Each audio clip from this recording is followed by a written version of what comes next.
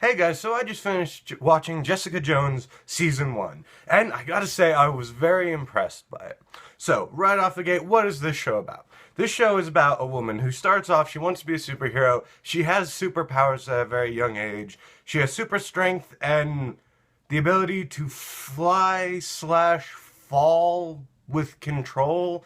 I don't know, they don't really explain it that much, which didn't bother me very hard. I mean, there's only one instance where she really uses it anyway, so I guess I don't need that much of an explanation. Anyway, she wants to be a superhero. She's trying to do good. She's kind of rough around the edges, but she starts off, she's a very good person. Then some shit goes down with this dude named Kilgrave, who can control minds. He's basically, well, he's a mind rapist. He goes in and he can just take all control away from you with a sentence. He's a very bad dude, and he basically keeps her around as a slave. And that goes on, you're not really sure. It seems to me like it happens over the course of a pretty long time. It doesn't seem like this is something Kilgrave does to her over the course of like a couple months. This seems more like maybe a year, maybe two. This seems like a pretty long time, though it's never specifically stated, which I think makes it even more horrifying. Because especially when you think of Jessica Jones, she's a pretty strong character. And after her ordeal with Kilgrave, she becomes just sort of this catastrophe. She becomes really cynical. She's very mean, and she's a complete fucking drunk. So you imagine, like, a character that strong, it probably took a while, which makes it even more horrifying. So, that's the basis of how it starts. And the season is basically her trying to find and stop Kilgrave. Now, at first, there's this thing where she's trying to keep him alive, but towards the end, things get a lot darker. That's one thing in this series, is it keeps getting darker. It keeps getting darker. And a lot of times with shows like this, I kind of get sick of them. Because, you know, you start off and you're having fun, you're exploring these characters, and then a lot of times you reach a certain point in the series where you've explored them enough, you know why they're dark, and then it starts to feel repetitive. But this series does a good job at pacing it out.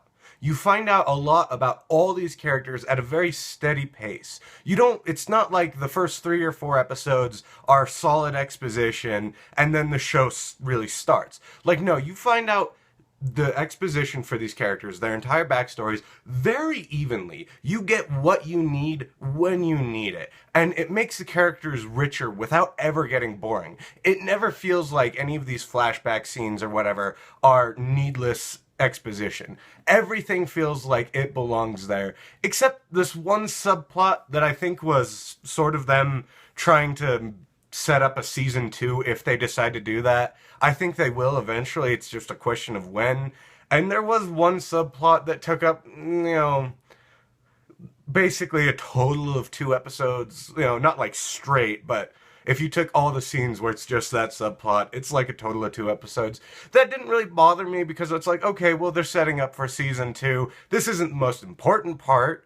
But you know what? It was fun enough. There was never any part where I was bored in the series. There were a lot of parts where I was horrified. So, let's talk about the characters. Jessica Jones I already got into. She starts off with good intention, then she's kind of an alcoholic dick.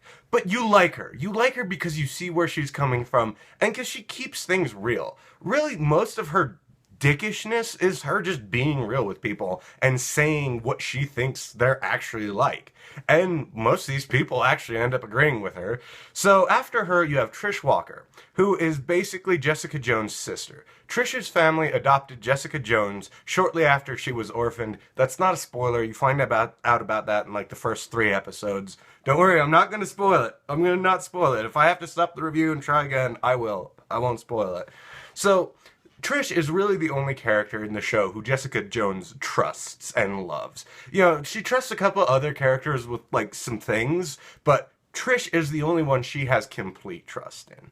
You have Malcolm Ducasse, starts off as a junkie. You see how he got there, and then he starts making changes, and I think he becomes one of the better characters in the sense of he's one of the nicest people. Like, a lot of these people aren't that nice. Trish is nice, Malcolm's nice, I'll get to him in a second, but Luke Cage is a pretty nice guy. Everyone else is kind of a dick in a lot of ways. Like, a lot of these people are very damaged, first of all. You see that almost every character...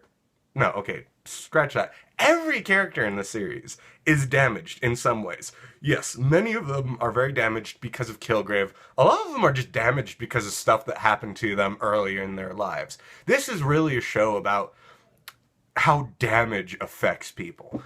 How lack of control affects people. Whether that's Kilgrave taking away control from you, or whether it's one of your parents taking control away from you. That's really one of the character's biggest issues. And this show really deals with that lack of control and how it affects people. And it gets really dark. This is not a show for the faint of heart. I mean, there's a lot to enjoy in there, but there's moments where this could be very uncomfortable for a lot of people. Finally, the one I want to talk about, David Tennant as Kilgrave. Now, David Tennant, he played Doctor Who before. I loved him in that. I always thought he had the acting chops to do something more interesting, though. And damn, is this not perfect. Because David Tennant knows he's playing a character you're supposed to despise. This guy's basically a brain rapist. You are supposed to hate him. And yet he does it in this way where he accepts your hatred and then at times just dismisses it in a way that's awkwardly charming. Like, there were times when, yeah, I was horrified of this guy. I was disgusted by him. And yet there were other times when I was just oddly charmed by the guy. And I mean, in the end, you definitely despise him. He's an asshole. But he does it in this way. He just owns it. I loved every moment he was on screen. I loved hating this character. I'll say it. This is probably my favorite character in the Marvel Cinematic Universe now. He's better than Loki. I thought he was more interesting, and I thought, not as charming, but he was despicable in that way that a good villain should be. You like hating him. And, okay, the last thing I'm going to talk about is Luke Cage. Now, Luke Cage got a lot of attention in this series. He's very good in it. I liked Luke Cage a lot. He's another superhero. He has basically impenetrable skin and super strength. Not a spoiler, you find that out pretty damn quick. So, but he's a really good guy. He's the only character in this series who I'd say isn't either a dick or just a broken person. Yes, you feel pity for him. He's gone through shit in his life, but he is not pitiful in any way. He is a very strong character, which is why he's going to get a spin-off show. That's already been confirmed. So, in closing, because suddenly I'm a lawyer, I guess, go watch Jessica Jones. I'm going to give it a 9 out of 10. Even the moments that are uncomfortable, I found myself enjoying. This is worth all the time it takes. I was gonna binge watch it, but I've been a lot busier than usual lately. Also, I've been having a lot of trouble sleeping.